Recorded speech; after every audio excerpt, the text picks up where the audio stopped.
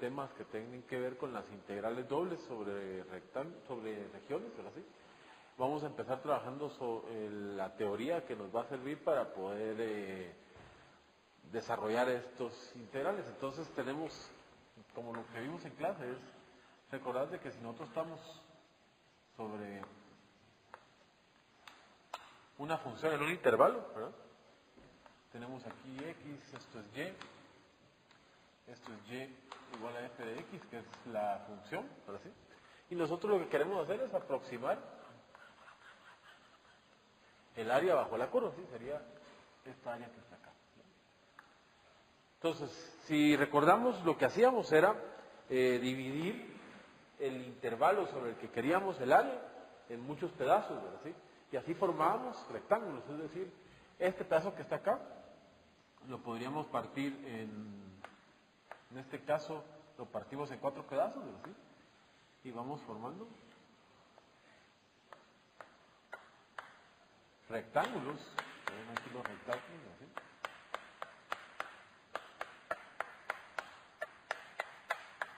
Esos serían nuestros rectángulos. Ahora, si agarramos uno de esos rectángulos, nos vamos al rectángulo en la posición x sub i menos 1 y x sub i, ¿sí?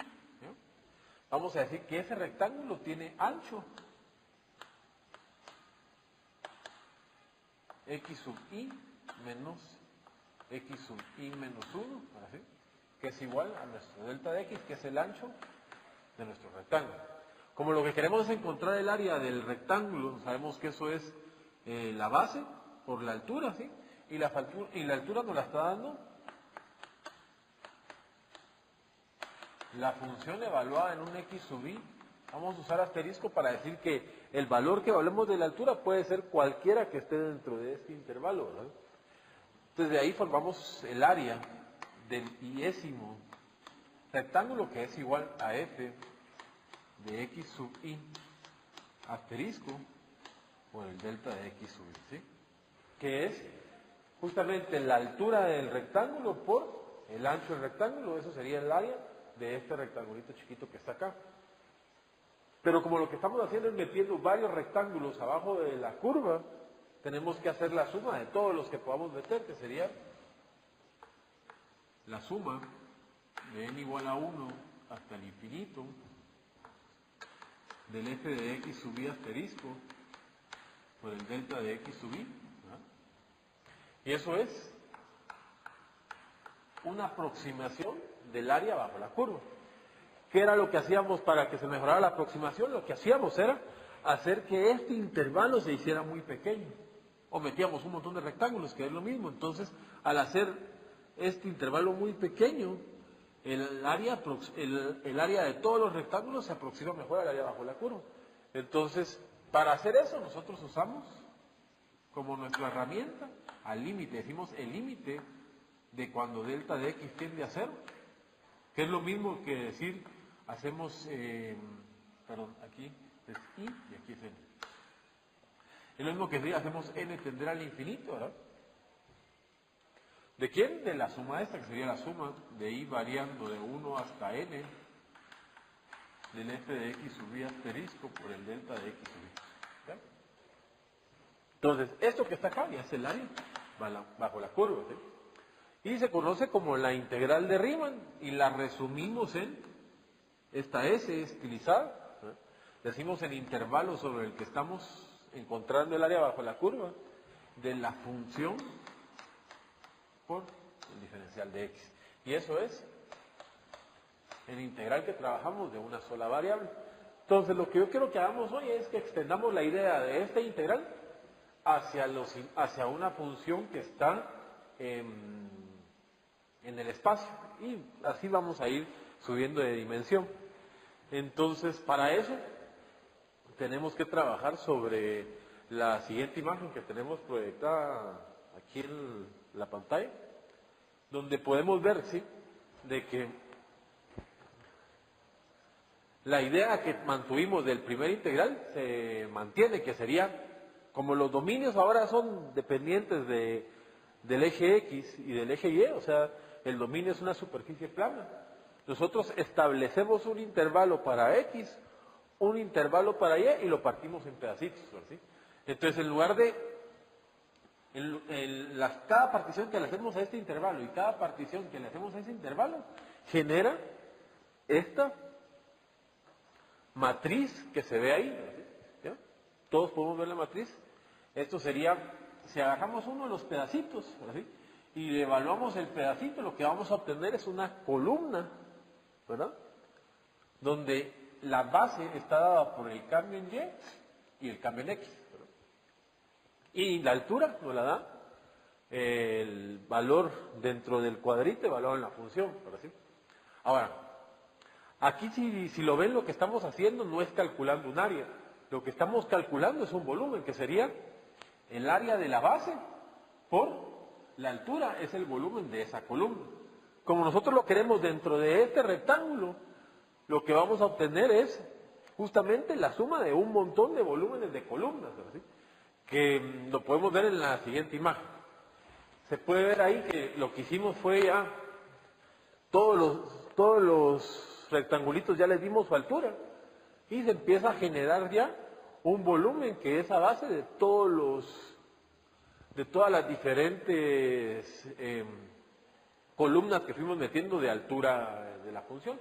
Y si se dan cuenta, cada vez se mira como que esto fuera la función que estábamos trabajando, ¿sí? Entonces, esta es la idea de lo que queremos matematizar. Entonces, para matematizarlo lo hacemos así.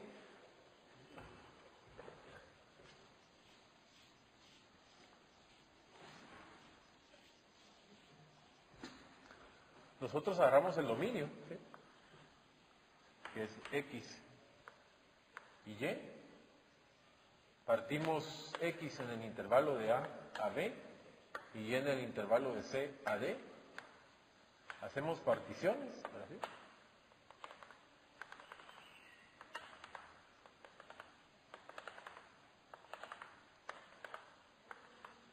y sobre lo que vamos a trabajar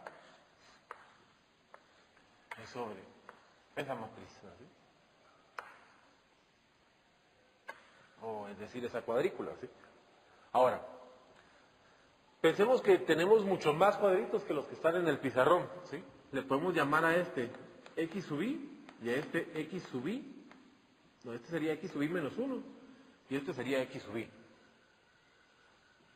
Al este que está acá sería el valor en Y sub I. No podemos usar I porque I es para la X, usamos J. J menos 1 y Y sub J. Entonces, el área de este rectángulo, ¿verdad?, va a ser lo que mide el rectángulo aquí, que sería X sub I menos 1, que es delta de X sub I, ¿verdad?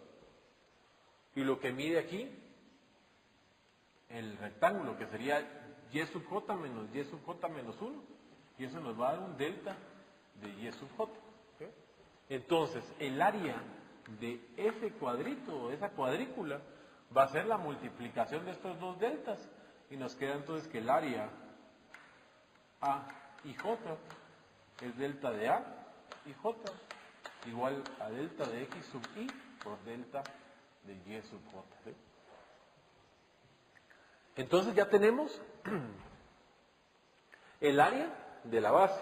Como lo que estamos calculando es un volumen, necesitamos saber cuál es la altura, pero la altura nos la va a dar cualquier valor que nosotros evaluemos dentro de ese rectángulo. ¿Sí? En este caso, vamos a decir que la altura de la columna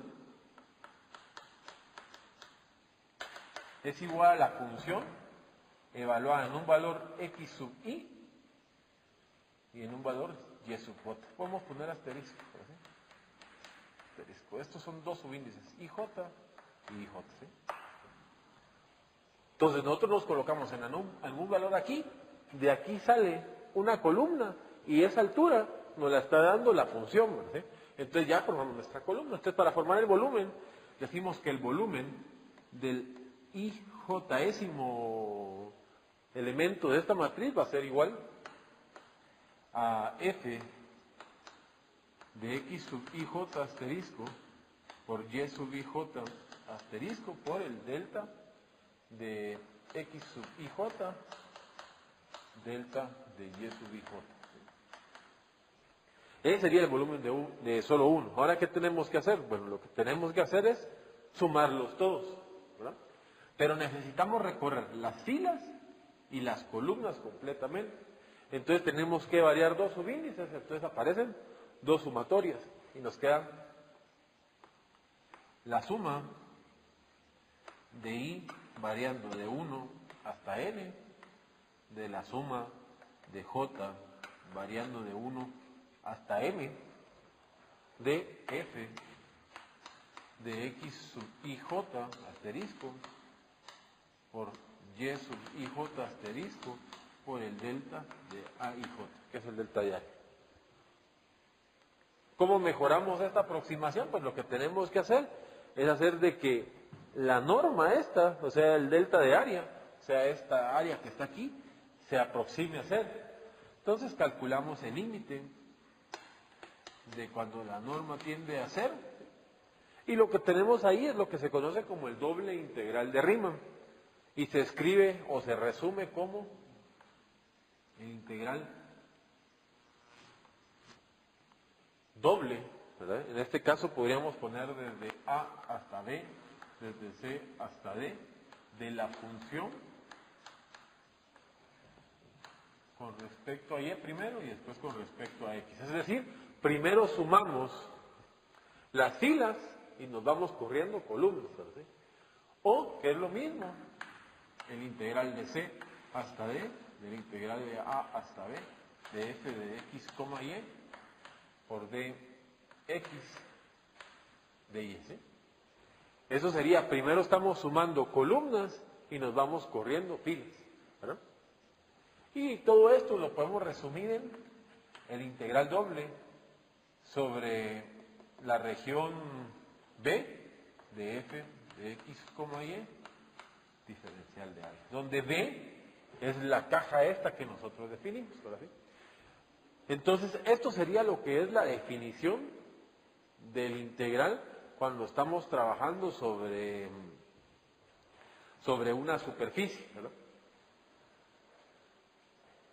Entonces, ahora lo que quiero que trabajemos es cómo podemos aplicar lo que aprendimos de integración en las matemáticas que estudiamos previamente al cálculo de esto, porque nosotros sabemos de que cuando nosotros trabajamos un integral, nosotros usamos el teorema fundamental del cálculo para poder evaluar en los límites que están ahí.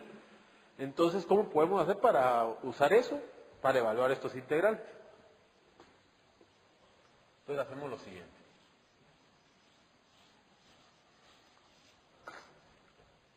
Nosotros sabemos de que